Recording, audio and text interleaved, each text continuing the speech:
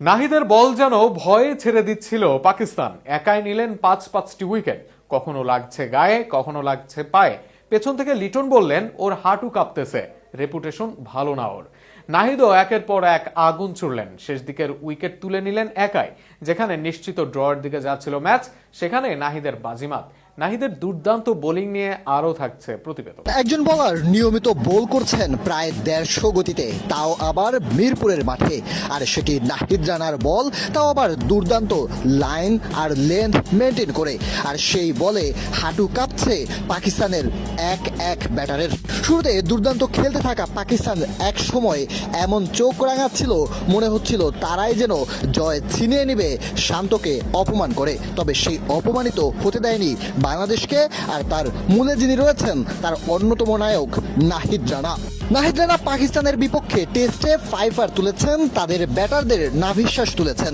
এরপর ঘরের মাঠেও ওয়ানডেতে বাজিমাত করেছেন এই নাহিদ রানা পাকিস্তানের বিপক্ষেও। তবে নাহিদ রানার ভয়ে কেঁপেছে পাকিস্তান প্রিমিয়ার লিগের ব্যাটাররাও। তবে এরপর নাহিদের গতি থামেনি টেস্টে এসেও। একের পর এক উইকেট তুলে নিয়েছেন আজ টেস্টের শেষ দিনের জমজমাট সময়ে।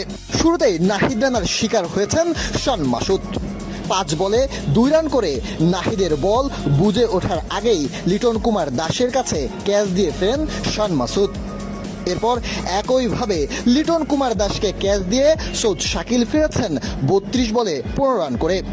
তারপরে অভিজ্ঞ ব্যাটার মোহাম্মদ রেজন অবশ্য ব্যাট আর বলে সংযোজন করতেই পারেননি, বোল্ড হয়ে ফিরেছেন নাহিদ রানার বলেই। তার পরের ব্যাটার নোমান আলীও 13 বলে 4 করে এলবিডব্লিউর ফাঁদে পড়ে নাহিদের বলেই ফিরেছেন।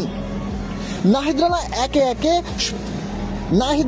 একে একে শেষের দিকের সবগুলো ব্যাটারকেই ফিরেছেন পাকিস্তানের, যা বাংলাদেশের জয় ছিনিয়ে আনার সবচেয়ে বড় কারণের একটি।